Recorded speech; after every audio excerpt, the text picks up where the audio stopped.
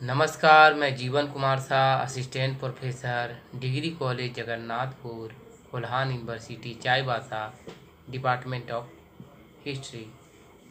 आज मैं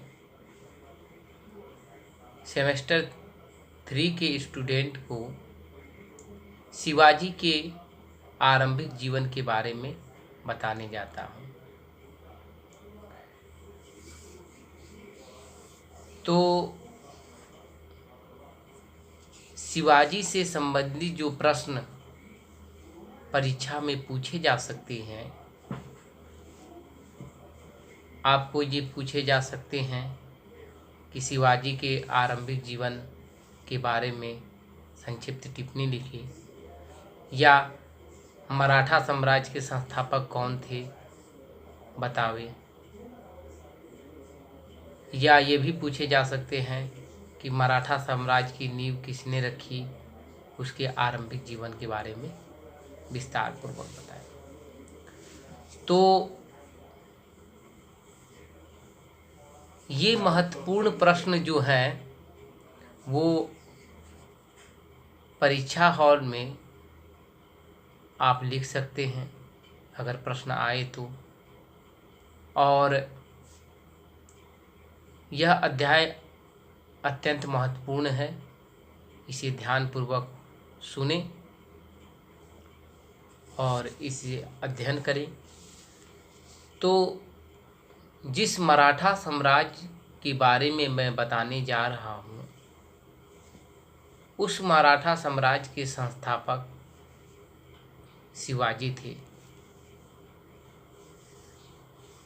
शिवाजी का जन्म 6 अप्रैल 1627 ईस्वी में महाराष्ट्र के शिवनेर दुर्ग, जुनार के समीप एक दुर्ग था, जो जुनार के समीप दुर्ग था, शिवनेर दुर्ग, यहीं पर इनका जन्म हुआ था। शिवाजी का जन्म यहीं पर हुआ था। शिवाजी बचपन से ही तीक्ष्ण बुद्धि के व्यक्ति थे और वीर पुरुष थे। शिवाजी के पिताजी का नाम शाहजी भोसले था और उनकी माता का नाम जीजाबाई था। शाहजी भोसले की दूसरी पत्नी का नाम तुकाबाई मोहिते था और शिवाजी के जो राजनीति गुरु थे उनका नाम कोंडदेव था। ये राजनीति गुरु कोंडदेव जो थे, उनके रिश्ते में दादाजी भी लगते थे। उनकी माँ से शिवाजी की जो शाहजी तुकाबाई मोहिते थी, जो शिवाजी की माता थी, इन्होंने धर्म ग्रंथ का अध्ययन शिवाजी को कराया और राष्ट्र की भावना के प्रति प्रेम उनकी माता ने ही सर्वप्रथम उसके मस्तिष्क में बीजारोपण किया। शिवाजी का विवाह सालबाई निम्बालकर से 1640 ईस्वी में हुआ। शिवाजी के राजनीतिक गुरु कोंडदेव के साथ उनके आध्यात्मिक गुरु भी थे। वे आध्यात्मिक गुरु का नाम था समर्थ गुरु रामदास। समर्थ गुरु रामदास के प्रेरित होकर ही शिवाजी ने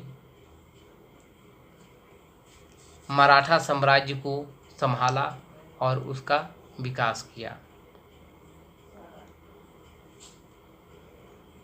शाहजी ने शिवाजी को पूना की जागीर प्रदान की। उनके पिताजी जो थे वो पूना की जागीर शिवाजी को दिया और उन्होंने कहा कि इस जागीर को तुम संभालो।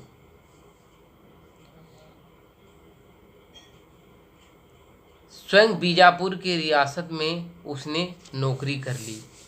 शाहजी भोसले पूना के समस्त जागीरदारी शिवाजी को देकर वह बीजापुर के सुल्तान के यहाँ वह नौकरी कर कार्य पर लग गए। अपने सैन्य अभियान के अंतर्गत 1644 ईस्वी में शिवाजी ने सर्वप्रथम बीजापुर के एक तोरण पहाड़ी के किले पर अधिकार कर लिया। यह तोरण पहाड़ी जो थी, तोरण जो किले थी, यह पहाड़ी इलाके पर था। इस पर फतह करना बड़ा ही दुर्भर था और ख़ासकर यह औरंगजेब के मुगलों के सीमा के अंतर्गत आता था। शिवाजी ने इसे अपने अधिकार में लिया। यह उनकी पहली दुर्ग पर आक्रमण थी, तोरणगढ़ का दुर्ग। शिवाजी एक महत्वाकांक्षी व्यक्ति थे और वो वीर होने के साथ साथ उसमें नेतृत्व क्षमता भी थी। यानी कि एक शासक बनने का जो गुण होता है वह शिवाजी पर था, शिवाजी को था। शिवाजी चाहते थे कि उनका विकास केवल पूना तक ही सीमित न रहे बल्कि पूरे महाराष्ट्र में उनका पताका चमके। शिवाजी का यह मत था। अपने प्रथम अभियान में ही शिवाजी ने किले पर, तोरणगढ़ के किले पर अधिकार करके विजय पताका लहराया।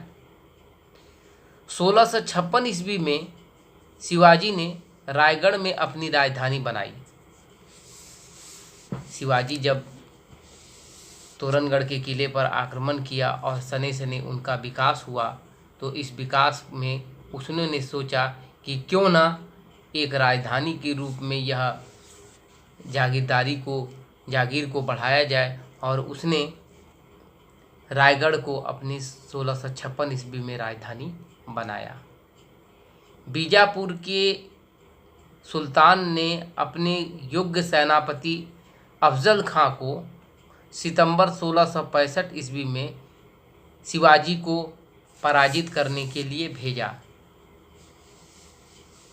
लेकिन शिवाजी की दिमाग इतना ही सक्रिय था कि अफजल खां उसे धोखे से मारना चाहता था, लेकिन उसने अफजल खां को बगनखे से मार के हत्या कर दी। यह शिवाजी की बीजापुर के सुल्तान के द्वारा भेजा गया एक सेनापति अफजल खां को हत्या कर दिया गया शिवाजी के द्वारा, और इस प्रकार बीजापुर के सुल्तान से उसकी अदावत छिड़ गई, उसकी दुश्मनी हो गई।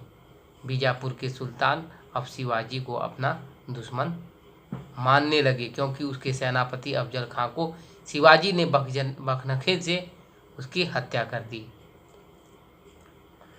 शिवाजी ने सूरत को 1664 ईस्वी में लूटा और लूटकर उससे बहुत से धन एकत्रित किए। पुनः सूरत को 1679 ईस्वी में लूटा गया, यानी कि शिवाजी ने अपने शासनकाल में सूरत को 2 बार लूटा।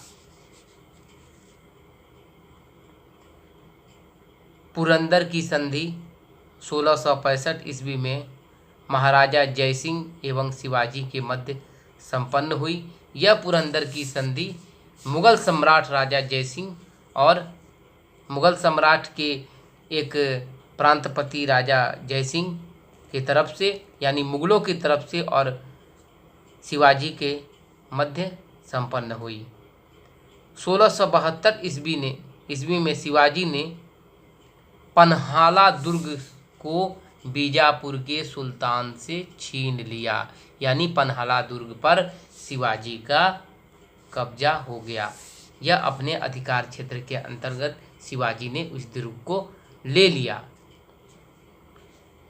5 जून 1674 ईस्वी में शिवाजी ने जिस रायगढ़ को अपनी राजधानी बनाई थी, वही रायगढ़ पर बनारस के एक प्रसिद्ध विद्वान श्री गंगा भट्ट, उनका नाम था इस बनारस के प्रसिद्ध विद्वान का, इस श्री गंगाधर भट्ट के द्वारा अपना राज्याभिषेक करवाया।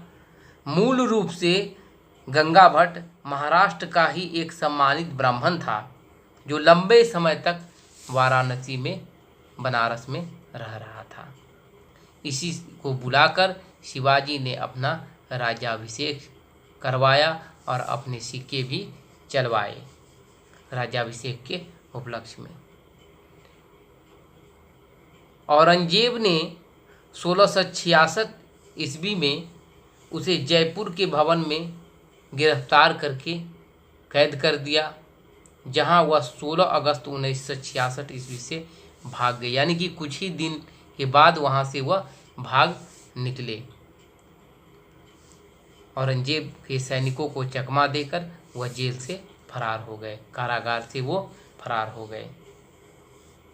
शिवाजी इतने महत्वाकांक्षी होने के बावजूद उन्होंने मुगलों से और बीजापुर के सुल्तानों से दुश्मनी ली।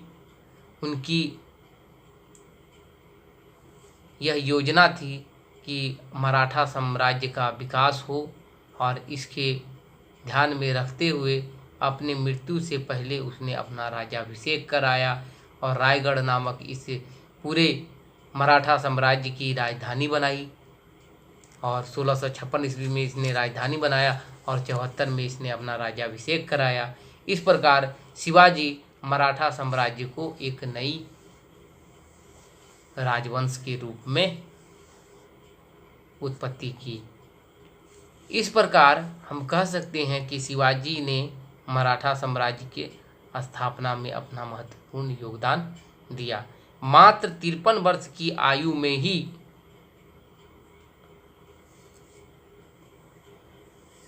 3 अप्रैल 1680 ईस्वी को शिवाजी की मृत्यु हो गई।